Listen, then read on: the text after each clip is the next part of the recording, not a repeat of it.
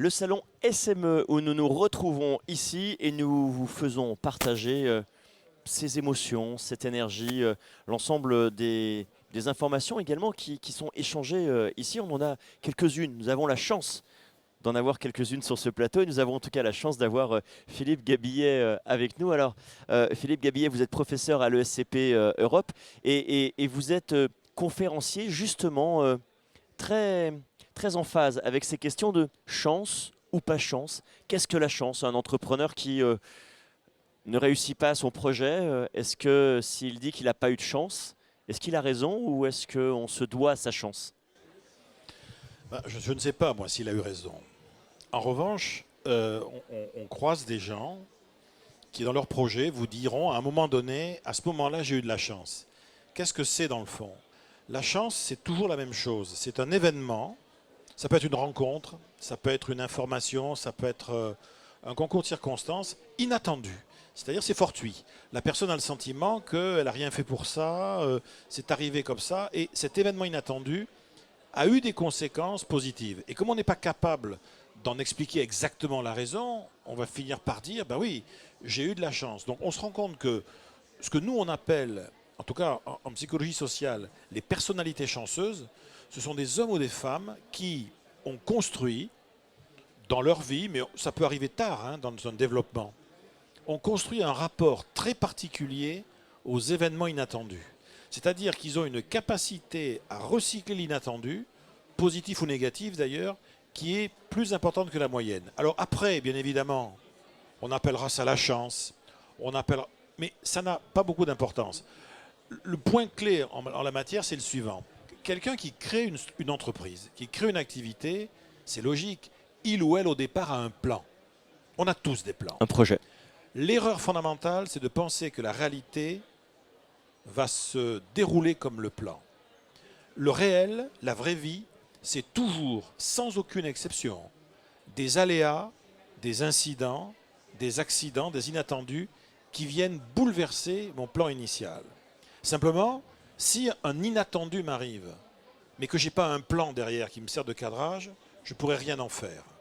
En revanche, je dirais, si je fais un plan et que à aucun moment je ne pense qu'il pourrait y avoir de l'inattendu, je vais vraiment risquer de me retrouver dans le mur. Donc l'intelligence en fait de l'inattendu est véritablement ce que l'on pourrait appeler éventuellement la chance. Mais je précise, ça n'a rien à voir avec la fatalité, par exemple. Là, on peut parfaitement avoir tout prévu, être quelqu'un qui toute sa vie a eu de la chance, puis un jour, il y a vraiment le pépin, Un la élément crise qui fait financière que... au mauvais moment. Bon, donc ça n'a rien à voir.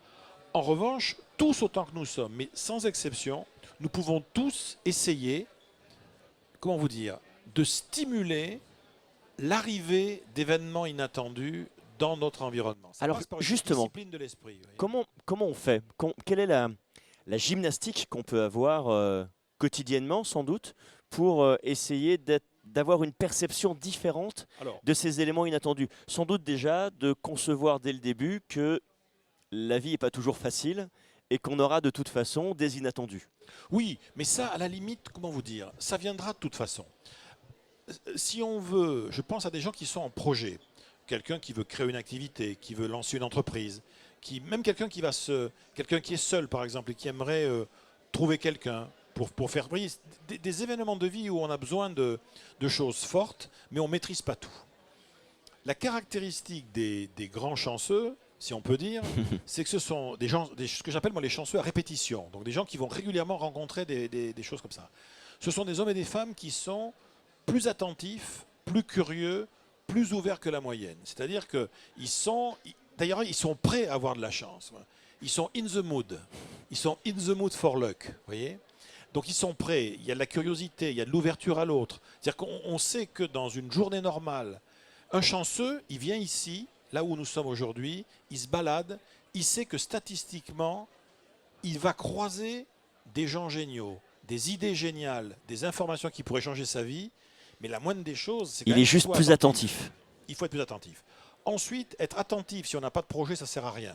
Donc, le chanceux, il se donne le droit d'avoir des rêves, des rêves ambitieux, des rêves exceptionnels, des rêves too much, mais avoir quelque chose. Moi, très souvent, il m'arrivait de dire, des gens qui me disent, ah ben vous savez, j'ai jamais eu de chance. Mais on a envie de dire au gars, mais mon pauvre ami, même si vous en aviez eu, qu'est-ce que vous en auriez fait? Parce que si on n'a pas de désir, d'envie, il ne se passera rien. Alors en revanche, le désir plus l'attention, ça commence à devenir intéressant. Et puis il y a le troisième secret, qui est le plus puissant de tous.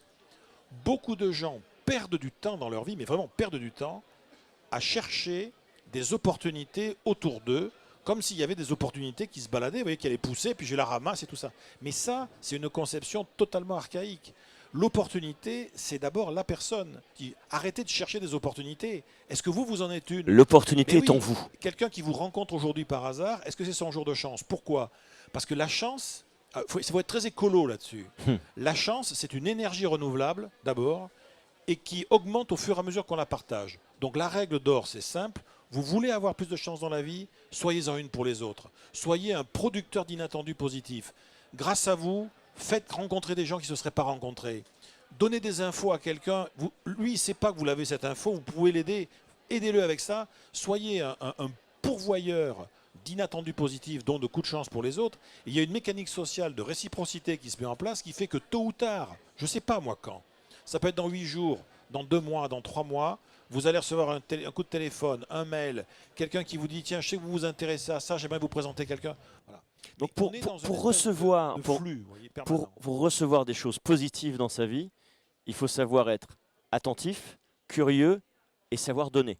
Et savoir donner, sans attendre obligatoirement que les choses reviennent, parce que après, vous direz pourquoi pas, mais déjà être celui ou celle qui est une chance pour les autres. Et puis bien évidemment, c'est le savoir-faire un peu joker qu'il y a, le quatrième, qui est le recyclage. C'est-à-dire que la caractéristique des grands chanceux, c'est qu'ils ont pas de chance, quoi, comme les autres. Ils ont des tas de galères, des tas de problèmes, des trucs qui vont pas, mais ils sont dans une logique, qu'est-ce que je vais bien pouvoir en faire? La caractéristique d'un chanceux, c'est quand il lui arrive une grosse tuile, la phase un peu naturelle où on dit oh, pourquoi moi? Pourquoi encore moi? On l'a tous, ça, hein. Mais le chanceux, ça va durer, allez, 5 minutes, 10 minutes, 2 jours. Puis après, il va vous dire, bon allez, ok, ça franchement, je m'en serais bien passé. Mais maintenant que c'est arrivé, qu'est-ce que je vais bien pouvoir essayer d'en faire? C'est la différence entre trouver un problème et se dire que c'est de nouvelles opportunités. On va prendre une métaphore très agricole et très terrienne. Un chanceux, c'est un homme ou une femme qui, dans sa vie, fonctionne en mode compost. Vous voyez, il prend du déchet de vie et il fait de la biomasse. Et cette biomasse, ça s'appelle le désir, l'envie, l'énergie pour faire, quoi. Comment on peut essayer de s'entraîner tous les jours? À quoi on doit faire attention? Comment on doit concevoir un peu son esprit pour, à un moment donné, avoir justement cette ouverture-là, cette attention et cette capacité à donner? Il est probable que le premier point, c'est l'histoire du projet. Si on n'a pas de projet, ça va être compliqué. Alors quand je dis un projet, c'est un projet, un désir, une envie, peu importe. Et à partir de ce moment-là, il ne faut pas hésiter. Il y a un truc qu'il faut réapprendre à faire. Ça paraît bizarre quand on dit ça, mais les gens hésitent à demander. Ils hésitent. Il faut en parler aux autres, parler de son rêve. On a besoin d'un renseignement. On dit, si quelqu'un a un tuyau là-dessus, je suis preneur. On voit quelqu'un d'intéressant, on voit vers lui.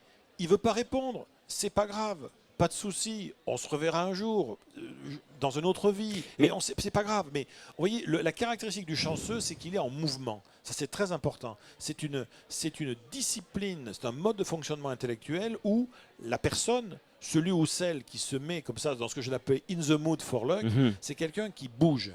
Il donne, il demande, il donne des infos, il en prend, il lit des bouquins qu'il n'a pas l'habitude de lire. Il va sur des sites internet auxquels il n'aurait peut-être pas pensé parce qu'il va y trouver des idées. Il croise dans un salon ou dans un dîner chez des potes quelqu'un qui n'est absolument pas dans le même univers que lui.